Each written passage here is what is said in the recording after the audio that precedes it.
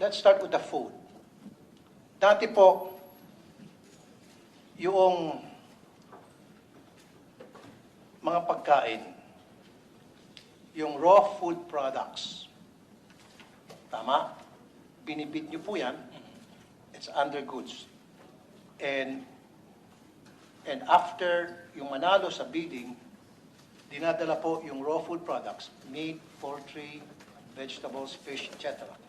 At doon po niluluto ng dietitian ninyo sa NCMH. 80 million po ang worth noon at that time.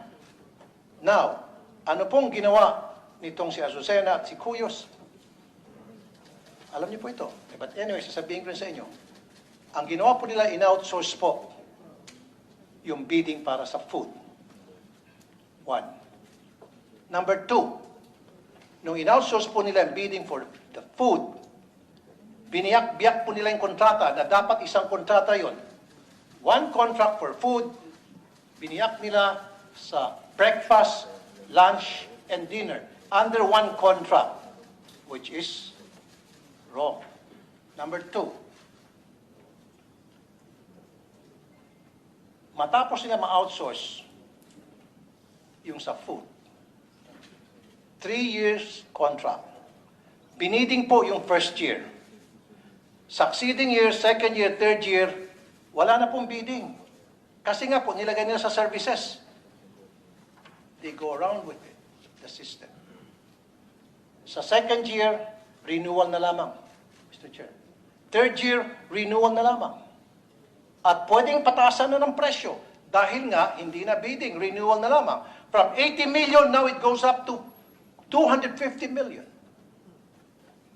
Bakit po ganon?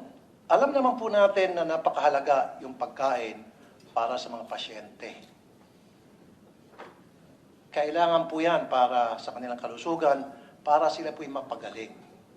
Ang nangyari, binabalasubas po ang mga pagkain nila. Kulang-kulang, bitin. In fact, if you remember, Mr. Chair, nung pumunta ako doon, isa sa mga pasyenteng nakausap ko, sabi, bitin po, sir, ang pagkain namin dito. Ibig sabihin, God damn, pati sa pagkain, wala nang awa, dudugasan nyo pa yung mga kawawang pobreng pasyente ng NCMH. Another conflict of interest.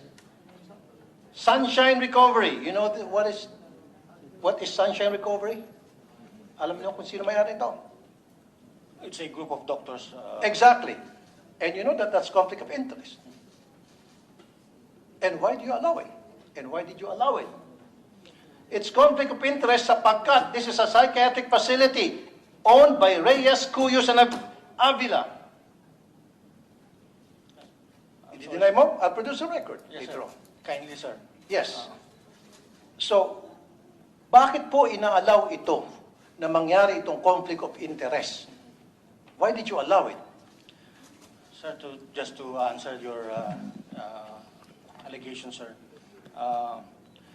The outsource of food was not due to Dr. Cuyos and Dr. Azucena. The outsourcing of food was decided upon by Dr. Cortez, our former director, because he observed that when we purchase raw food, pilferage was rampant. Now, so he outsourced it. It was during the time of Dr. Cortez that the outsourcing of the food happened. Right? So, No, sir. Excuse me, sir. Produce a record showing that Yes, it sir. was Dr. Cortez's time na ito po ay nag-outsource na kung saan from 80 million ay naging 250 million. And let me remind you, sir, are they under oath, Mr. Chair? yes. Ay, hindi pa. Pwede ba paki-under oath ito, Comsec? Please put this gentleman under oath. Dr. Reyes, may I ask you to stand, sir, and raise your right hand? Do you swear to tell the truth, the whole truth, and nothing but the truth in this investigation, in this inquiry of the Committee on Health and Demography? Yes, sir. Proceed, sir. Si Dr. Cortez po ay isang matinong tao. Kaya nga po, in-expose niya po yung katiwalian na ginagawa ng kanya mga kasamahan. At dahil po dyan, nabuwis po yung kanyang buhay. Siya po'y minarder, inassassinate, pinatay. At yung pong sangkot sa pagpatay sa kanya ay si Avila. Kailan niyo po yun? At yung pong gunman, confessed gunman, itinuro si Avila na kanilang mastermind.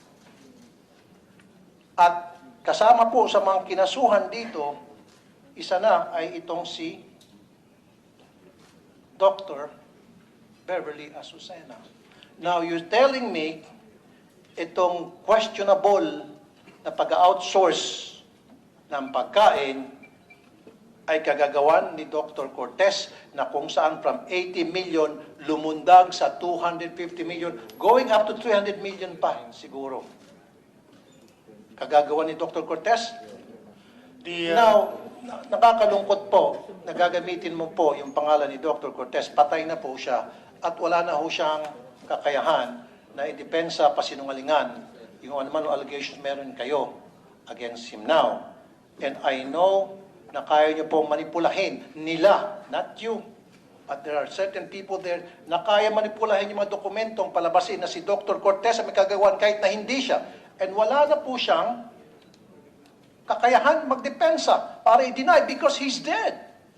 Because he was murdered, because he was killed, because he exposed all this katiwalian na involved po ng ilan sa inyo dyan sa NCMH. I'm not saying exactly nakasama ka doon.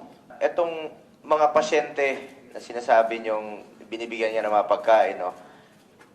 Since meron silang mental health problem,